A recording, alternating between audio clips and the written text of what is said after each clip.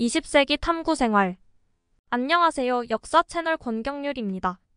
1954년 11월 국회에서 황당한 일이 벌어졌습니다. 11월 27일 딱 한 표 차이로 부결된 정부 개헌안이 이틀 만에 계산착오였다며 국회를 통과한 겁니다. 집권 자유당이 내세운 근거는 445입이었습니다. 445입은 수학에서 소수점 이하 4까지는 버리고 5부터는 반올림하여 근사값을 구하는 방법입니다. 그것을 개헌안 표결의 임의로 적용한 것입니다. 자유당 정부의 개헌안을 국회에서 통과시키려면 제적의원 가운데 3분의 2 이상이 찬성해야 합니다. 당시 민의원 203명의 3분의 2는 135.33명이었습니다. 원칙상 136표 이상의 찬성을 얻어야 가결되는 겁니다. 하지만 11월 27일 개헌안을 표결에 붙여보니 찬성이 딱 한 표 모자라 135표에 그쳤습니다. 이날 사회를 본 자유당 최순주 국회 부의장은 아쉬움을 삼키며 부결을 선포해야 했습니다.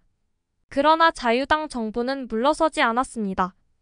135.33명을 445입하면 135명이 정족수이니 찬성 135표는 부결이 아닌 가결이라는 겁니다.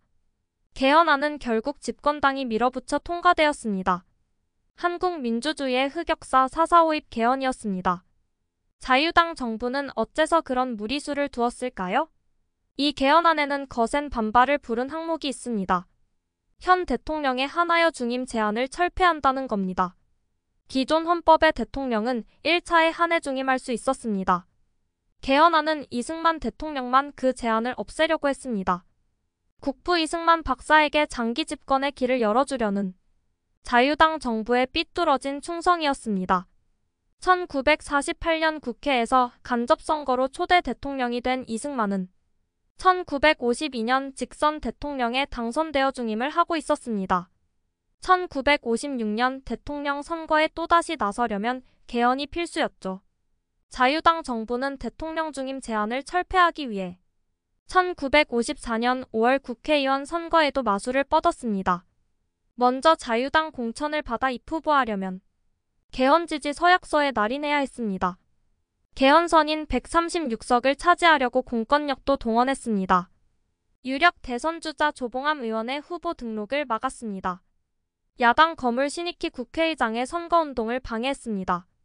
목포에서 무소속으로 출마한 김대중 후보는 노동조합의 지지를 받아 당선이 유력했지만 경찰이 노조 간부들을 모두 구금하고 협박하여 지지 철회를 시키는 바람에 분루를 삼켰습니다. 공권력을 노골적으로 휘두른 곤봉선거였습니다. 이 선거에서 자유당은 114석을 얻었지만 개헌선인 136석 확보에는 실패했습니다. 자유당은 무소속 당선자를 닥치는 대로 영입해 가까스로 136석을 채우고 개헌에 나섰습니다. 그럼에도 개헌안 표결에서 135표에 그치자 445입 개헌이라는 무리수를 둔 것입니다. 초대 대통령의 한해 중임 제안을 철폐하는 것은 헌법에 명시된 평등 원칙에 위배되므로 위헌입니다. 445입을 근거로 개헌 정족수를 변경하는 것은 국회 입법 활동을 임의로 왜곡하기에 무효입니다. 이 위헌이자 무효인 개헌으로 이승만 대통령은 장기 집권의 길을 열지만 많은 것을 잃었습니다. 그의 이미지는 국부에서 독재자로 바뀌어 갑니다. 야당은 물론 자유당에서도 거센 반발이 터져나와 대안 세력인 민주당과 진보당 결성으로 이어집니다. 한국 정치의 판을 다시 짠 445입 개헌이었습니다. 감사합니다.